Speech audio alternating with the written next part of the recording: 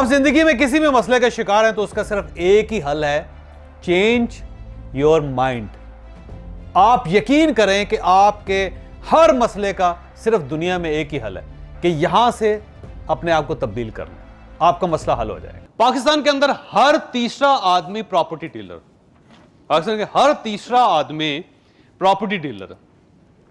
Sir वो किसी से पूछ लें, जो वेला होगा ना उससे पूछें क्या करते हैं, वो कहेगा कंस्ट्रक्शन काम करता हूं। उन्हें कोई मकान बनाया नहीं। मैं जब जाता ना ये किसी जगह पे तो मिलता है कोई, मतलब फर्ज करें मेजर साहब, मैं कहता हूँ अस्सलाम वालेकुम, वालेकुम सलाम। मैं कहता हूँ कब हुए रिटायर, कहते हैं 3 साल हो गए हैं। मैंने कहा प्रॉपर्टी का काम करते हैं, मैक्सिमम लोग कहते हैं हाँ जी। किसी भी लड़के से पूछें आप कि यूनिवर्सिटी से फारग हुए, हाँ क्या करते हो काम, प्रॉपर्टी का काम सर। यानी हर वेला आदमी जिसको कोई काम नहीं है वो प्रॉपर्टी का काम कर रहा है। लिहाजा पाकिस्तान में हर तीसरा आदमी जो वर्किंग पर्सन है उसका ताल्लुक प्रॉपर्टी के साथ होगा। और इतनी बड़ी मार्केट होने के बाद अब सवाल यह है कि हर आदमी इसके अंदर क्यों आ रहा है। उसकी वजह यह है कि ये वो काम है जिसके लिए किसी सर्टिफिकेशन की जरूरत नहीं, किसी रजिस्ट्रेशन की जरूरत नहीं। आपने डॉक्टर बने हैं ना, तो MBBS ली, आपने डिग्री ली, King Edward college medical college में पढ़े आप, 4-5 साल रगड़ाई हुई ठीक ठका के आपकी, उससे पहले आपने FSC की, उसके बाद फिर जाके आप लिख सकते हैं MBBS। ऐसा ही है ना। डॉक्टर होम्योपैथ डॉक्टर भी हैं तो होम्योपैथी तो करनी पड़ेगी ना। हकीम भी हैं, चलें देसी दवाइयाँ बेच रहे हैं आप, लेकिन कहीं ना कहीं तिबिया कॉलेज में पढ़ना तो पड़ेगा ना आपको सारा।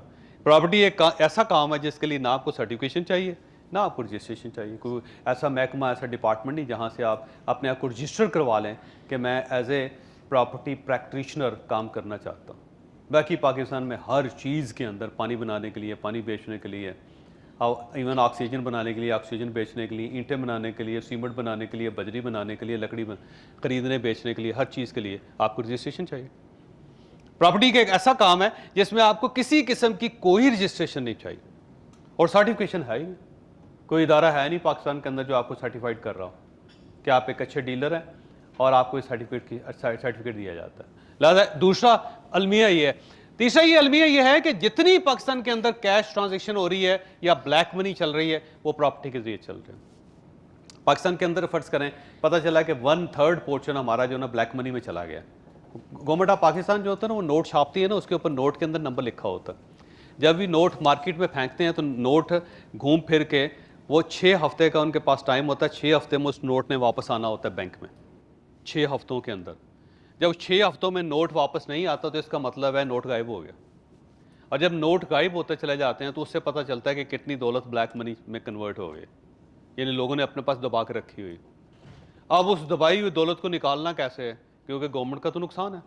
1/3 आपकी जो पैसे हैं वो गायब हो गए हैं तो मुल्क कैसे चलेगा। तो उस पैसे को वापस भी दिलाना है ना। तो उसके लिए फिर वो क्या करते हैं, वो कोई ना कोई एक एमनेस्टी स्कीम जारी करते हैं। और ज़्यादातर पाकिस्तान के अंदर जितनी भी एमनेस्टी स्कीम्स होती हैं वो प्रॉपर्टी से रिलेटेड होती हैं। तो अल्टीमेटली क्या होता है, ब्लैक मनी प्रॉपर्टी में वापस आती है बाहर। वो नोट वापस आ जाता है, गवर्नमेंट खुश हो जाती है कि माशाल्लाह हमारे ये जो 40 करोड़ नोट्स थे ना वो वापस आ गए सर। उसके बाद फिर सोसाइटी चल रही है, क्योंकि जब ब्लैक मनी ज़्यादा बढ़ती जाती है सोसाइटी रुक जाती है। अब प्रॉब्लम यह है कि पाकिस्तान के अंदर इसलिए भी इसलिए भी ये इंडस्ट्री फ्लॉरिश कर रही है, ये चल रही है कि जितना कैश होता है लोग इसमें खपा देते हैं, जितनी ब्लैक मनी होती है वो इसके अंदर खपा देते हैं। लिहाजा ये भी एक अलमिया, एक ट्रेजेडी है इसके साथ। और ब्लैक मनी का प्रॉब्लम ये होता है कि एक वक्त तो आप कर लेते हैं, उसके बाद क्या करें, आप प्लॉट खरीद लिया, ठीक हो गया, एमनेस्टी मिल गई, अब उसको बनाएंगे कैसे भाई साहब। उसके लिए तो आपको वाइट मनी चाहिए, तो वहाँ आप क्या करेंगे, अब आप उसको बनाएंगे नहीं क्योंकि आपके पास वाइट मनी नहीं है। अब जो ही आप बनाएंगे फंस जाएंगे आप। गवर्नमेंट पूछ लेगी कि प्लाट तो छड़ो ना, बनाया कितों, ठीक। लिहाजा वो प्लाट के अंदर पैसे फंसते चले जाते हैं। इसलिए हर हाउसिंग सोसाइटी के अंदर हज़ारों की तादाद में, बल्कि बाज़ औक़ात इस तरह होता है कि अगर आपने 10 लाख प्लाट आपने लॉन्च किए हैं तो 1 लाख बने हैं, 9 लाख वैसे ही पड़े हुए हैं और उसकी वजह से हाउसिंग सोसाइटी चल ही नहीं रही। अब चलेगी कैसे कि लोगों के पास पैसे नहीं है। पैसे क्यों नहीं है कि वाइट मनी नहीं है उनके पास, तो कैसे बनाएं। लिहाजा ये भी एक ट्रेजेडी है इस मुल्क के अंदर। सर ये है कि डाटा और सर्वे नहीं है सर, प्रॉपर्टी का पाकिस्तान में कोई डाटा नहीं है, कोई सर्वे नहीं है कि इस्लामाबाद के अंदर अगर काम कर रहे हैं कि क्या आपके पास डाटा है कि कितने लोगों को घर चाहिए और उनकी पेइंग कैपेसिटी क्या है, क्या उनके पास इतना पैसा है कि वो 5 मरले के घर चाहिए, उनको 10 मरले के घर चाहिए। अब सवाल ये डाटा है, डाटा बताएगा ना आपको कि इस शहर के अंदर कितने लोग हैं जिनके पास 5 करोड़ रुपए है और उस 5 करोड़ में वो कौन सा घर अफोर्ड कर सकते हैं? डाटा बताएगा ना आपको। अगर आपके पास डाटा ही नहीं है और आपने क्या किया है, आपने कमाल ये किया है कि आपने 40,000 10 मरले के घर बना के आपने रख लिए, आप उसके लिए बंदे ही नहीं है जिन्होंने खरीदना। उसके लिए तो डाटा चाहिए आपके पास, डाटा आपके पास है नहीं। लिहाजा जो बनाई जा रहा है बनाई जा रहा है, जो बेची जा रहा है बेची जा रहा है और फंसता चला जा रहा है। गाहक भी फंस रहा है, बनाने वाला बेचने वाला भी फंस रहा है, तो वो फंसते चले जाएंगे सर इस टाइम। सर दूसरा ये है कि हम ना हमेशा सिर्फ प्लॉट के ऊपर फोकस करते हैं, बाकी 4 जो स्टेजेस हैं उनकी तरफ हम जा ही नहीं रहे, जिनके अंदर पैसा है, जो भी खाली है।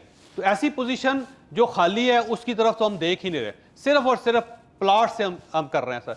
बाकी पाकिस्तान में 97% जो डीलर्स हैं वो पार्ट टाइमर हैं, सुबह कोई और काम करते हैं, शाम को कोई और काम करते हैं, यानी वो उसको परमानेंट बिजनेस ही नहीं समझते, परमानेंट काम ही नहीं समझते उसको। हर वो बंदा जो दुकान चला रहा है साथ वो प्रॉपर्टी भी बेच रहा है, डॉक्टर साहब के पास चले जाएं साथ इलाज भी कर रहा है, साथ कहता है प्लॉट भी ले लो एक, है ना, पार्ट टाइमर। 97% part timer. जो आदमी कर रहा है वो क्या कर रहा है कि साथ प्रॉपर्टी भी बेच रहा है और साथ ये भी कर रहा है, ऐसे ही है ना, राइट। 97% सर ऐसे लोग हैं सर। और दूसरा ये है कि जितने प्रॉपर्टी डीलर हैं उनके सीरियस ग्रूमिंग इश्यूज हैं, उनकी पर्सनैलिटी वैसी नहीं है कि जो मतलब बंदा ये कह रहा है जी मुझसे 5 करोड़ रुपए का प्लॉट खरीद रहे, खुद उसने टूटे स्लीपर पहने हुए हैं, बंदा एतबार कैसे करेगा? उसकी पर्सनैलिटी ग्रूम्ड ही नहीं, उसके साथ मैच ही नहीं करते। मैं अक्सर लोगों से कहता हूं कि लोगों की गाड़ियां देखा करें, उसकी बात और गाड़ी दोनों मैच करनी चाहिए, उसके एड्रेस और उसकी बातें मैच करनी चाहिए, उसका ड्रेस और उसकी बातें मैच करनी चाहिए। अगर वो खुद उसको कंघी करनी नहीं आ रही है, उसने कपड़े ठीक नहीं पहने हुए, या उसने खुद ये कह रहा है कि मैं अरबपति हूँ, खुद किसी से लिफ्ट लेके वहाँ पहुँचा हुआ है सारा, है तो आपकी वो मैच नहीं कर रही होती। लिहाजा सीरियस ग्रूमिंग इशू है, पर्सनैलिटी इशू, कम्युनिकेशन का नहीं पता हमें कि कम्युनिकेट कैसे करना है। आगे चल के बताऊँगा आपका लाइफस्टाइल उसका बड़ा पुअर है कि बहुत बड़ा घर बेचना चाहता है लेकिन अपना लाइफस्टाइल बहुत पुअर है उसका। वो अपने घर में नहीं बुला रहा किसी बंदे को कि आ जाए जी मेरे पास, है ना, वहीं पे डील कर लेते हैं क्योंकि उसका लाइफस्टाइल इंतहाई पुअर है सर।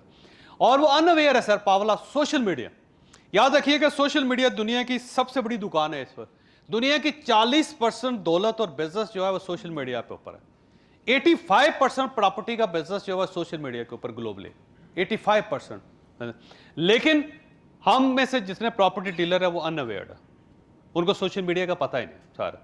और दूसरी बात यह है कि जितने क्लाइंट्स हैं, जिस आदमी ने कुछ चीज़ खरीदनी है वो डीलर से ज़्यादा अवेयर्ड है, उसको ज़्यादा चीज़ों को पता है, उसके पास ज़्यादा प्लेटफॉर्म। आप ये कहते हैं कि E7 में मेरे पास प्लॉट है 10 करोड़ रुपए का, उसी वक्त आदमी किसी वेबसाइट पे जाके देख लेता है कि वहाँ पे क्या रेट्स है।